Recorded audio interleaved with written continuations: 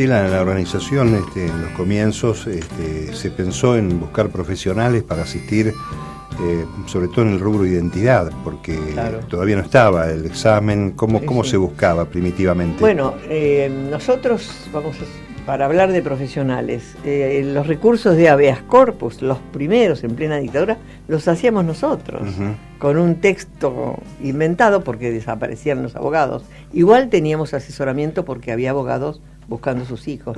Emilio Mignón en La Plata, claro. Ahora se me va el nombre, que fue un abogado excelente también y que la hija había desaparecido. Ellos formaron un grupo, el CELS, que existe todavía, pero después vimos la necesidad de que ellos nos hicieran recursos en la justicia y el grupo, pero cuando encontramos los primeros niños y había todo un conflicto de inclusión, de regreso de esa criatura al hogar, ahí se vinieron a ofrecer psicólogos que bueno, ya estaban trabajando en otros temas parecidos sobre el tema de todos los abusos de la dictadura, y se integraron en un equipo de psicólogos. O sea que de la genética, de la jurisprudencia y de la psicología tenemos equipos técnicos geniales. No están los mismos, se va renovando, y después nacieron otros grupos de colaboración en la parte investigativa, en la parte de presentaciones espontáneas, en la prensa y difusión. O sea que tenemos mucha gente joven trabajando, ¿no? Y el tema de buscar cómo probar, porque esa cosa de ir a la casa cuna, mirar la carita de un bebé y ¿a quién se parece? Claro. ¿Quién es? Si no sabíamos si era niño o niña, que era iluso, era muy absurdo, pero bueno, producto de la necesidad, y la lógica. A los chiquitos que se los abandona, uno dice, van a parar a la casa cuna, al orfelinato, ahí vamos y nada, ni nos dejaban ver aparte. Después entonces nace esto de que por un avisito que salió en La Plata, en un periódico, de un papá que negaba la paternidad, un examen de sangre de presunto hijo, presunto padre, y la respuesta fue que era. Y ahí se nos iluminó la sangre. Nosotros tenemos sangre, pero los papás no están. ¿Servirá la sangre de esa abuela? Empezamos a recorrer el mundo y ahí recalamos en Estados Unidos. Y ahí tuvimos la respuesta en el 83. La memoria de la familia, la memoria del árbol genealógico. Sí. Y hablando de memoria, nosotros, entre otras cosas que hemos hecho, hace más de 15 años que tenemos un archivo biográfico familiar. ¿Por qué? Vamos a recibir nietos que ya no le queda a nadie de la familia. ¿Y quién le va a contar cómo era papá y mamá? Claro. Entonces empezamos antes a llegar a los hogares donde los abuelos eran viejitos, más enfermos, con grupos de la universidad, de sociales y profesionales y gente solidaria.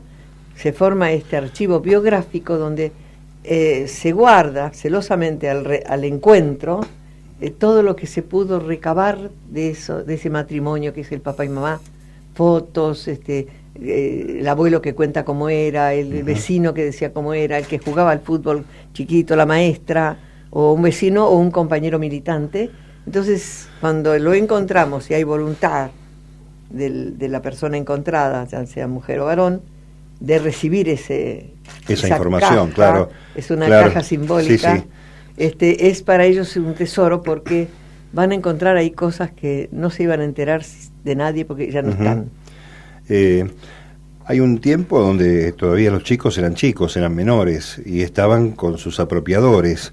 ¿Cómo fue el trabajo en ese lugar? Porque ya uno imagina, con la mayoría de edad, con otra voluntad de acercarse a abuelas, el camino está un poco más recorrido, pero cuando se trataba de chiquitos menores en el comienzo de la búsqueda, ¿cómo fue?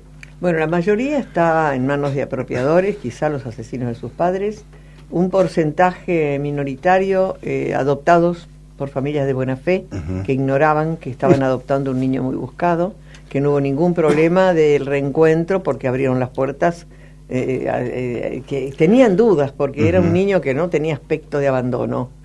Había algunos que hablaban hasta otro idioma porque habían estado en el exterior. Entonces, Bueno, el tema era, con los que sabíamos que eran represores, es la justicia. Y tuvimos que ayudar a la justicia, porque la justicia todavía sigue pensando cosas que no nos conviene cuando se juzga a estos genocidas. En aquel momento, patético. Puedo poner como ejemplo cuando se restituyó una chiquita que la secuestraron cuando tenía 2 años y la anotaron como recién nacida, el represor y su mujer, cuando la restituyen a su abuela, y ahí acompañada por psicólogos y todo lo demás, para que regrese a su verdadero hogar, el juez quería poner régimen de visitas como si fuera de un divorcio. Ajá, mira. Hubo que aclararle, pero ¿qué régimen con el que mató a la madre y al padre? Con el asesino, con este hombre en la cárcel. Y las penas eran bastante bajas. Muy suave. Bueno, yo creo que lo digo cada vez que tengo oportunidad, que la justicia, en más de 30 años de democracia, es el único de los 3 poderes que no se fue adaptando a la realidad de esta sociedad y el reconocimiento del tema de derechos humanos profundamente, ¿no? Hay aún hoy rémoras, jueces poco probos, fiscales también, y uno se queda preocupado, ¿no? Cuando cae en manos de estos personajes. Sí, a veces no digo que se pueda hacer, pero a veces uno espera que caiga un tiempo para que caiga en determinado juzgado, porque sabe que ese juez y esos fiscales van a ser... Le ponen ganas, le ponen ánimo, porque si cae en otro lado es como que hay que ir a discutir y son dueños de la verdad, ¿no? Interpretan como quieren. Hemos tenido, por suerte, muy buenos momentos, porque, por ejemplo, para probar que hubo un plan sistemático de robo de bebés, que la justicia no lo aceptaba, estuvimos más de 16 años. Y ya, por suerte, está probado y que hubo un plan, y al haber un plan, es un genocidio, no prescribe, y por lo tanto no interesa el tiempo, sino en el momento, claro. Se lo juzga, condena como tal. Es un delito en estado continuo. Exactamente. Esta es la realidad. Aún el término genocida fue rechazado en el uso, ¿no? En el uso por los periodistas también, ¿eh? Era más fácil dictadores, dictadura. Claro. Y allí el término lo inauguró Baltasar Garzón, en España, ¿no? Claro. Porque ¿qué pasa? Cuando no teníamos justicia por las leyes de impunidad, recurríamos a hacer juicios en países donde nos iban a recibir bien. Italia fue genial, porque Italia inició por 20 años un juicio y terminó con la condena, en contumacia, o sea, en ausencia. Siempre pensábamos en la cárcel de Revilla, que es de terror, los calabozos vacíos, cuando ahí tendrían que haber estado estos condenados, ¿no? Pero fue muy bueno como ejemplo, y el país, o sea, el Estado se hizo parte civil. Y conseguimos que el Estado asumiera, el Estado italiano, ¿no?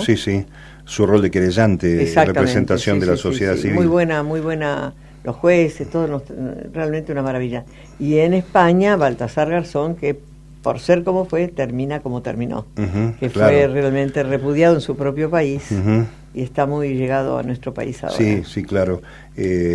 Bueno, ahí también hay una situación de época política con gobiernos de derecha ultramontanos que dieron marcha atrás, ¿no? Incluso el no poder investigar crímenes del franquismo con la demanda que hay todavía, ¿no? De herederos.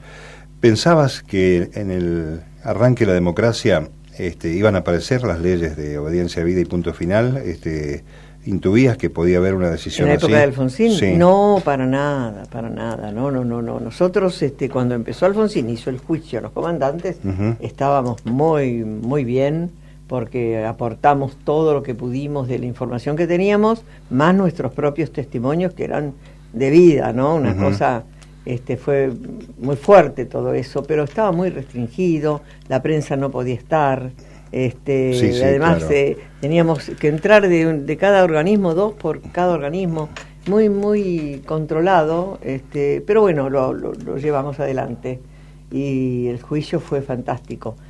Después empezó el tema realmente impensado, que dijeran que bueno, obedecieron órdenes y después ponerle plazo y nos apuramos a llevar todo para seguir pero el plazo era cortísimo. La CONADEP duró poquito, claro. Tendría que haber durado mucho más, Uh-huh. Había mucho más para hacer y recabar. Claro. Entonces eso demostró, pero lamentablemente el presidente no dijo lo que después dijo, a los años ya, Uh-huh. de que había tenido un revólver prácticamente en la Una sien. fuerte presión. Está el tema de Semana Santa, recordemos, histórico, sí. pero de todas maneras pareciera no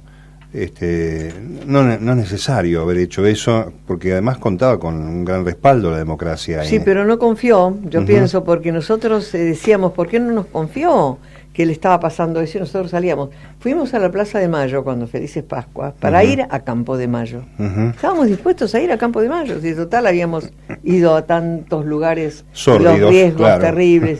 Uno salía y no sabía si en el aeropuerto lo secuestraban, qué pasó. O sea que no es que uno sea valiente ni distinta, estábamos buscando, Uh-huh. buscando lo sagrado para nosotros. Pero él nos dijo Felices Pascuas, la casa está en orden, todo eso, y nos fuimos pensando que era así. Y después resulta que fue, bueno, la historia fue distinta, con los caras pintadas por un lado, Claro. pues, se mezcló todo, ¿no? Uh-huh.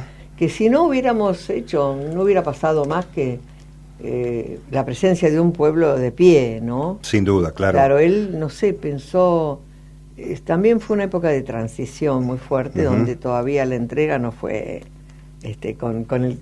con gusto, digamos, Sí, ¿no? sí, por supuesto, y además con como decíamos en esa época, la mano de obra desocupada dando vuelta, caminando Sí, entre nosotros. claro. Ahora, uno piensa que ese periodo que se extendió hasta 2004, ¿no? Hasta la presidencia de Kirchner, es sí. un tiempo perdido en la búsqueda, Y ¿no? fueron 20 años, eso fue tremendo.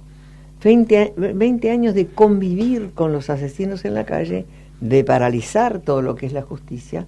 Solo que tuvimos la viveza, la inteligencia, y ayudados por algunos jueces, de hacer los juicios por la verdad, Ajá. que no tenían efecto penal, Uh-huh.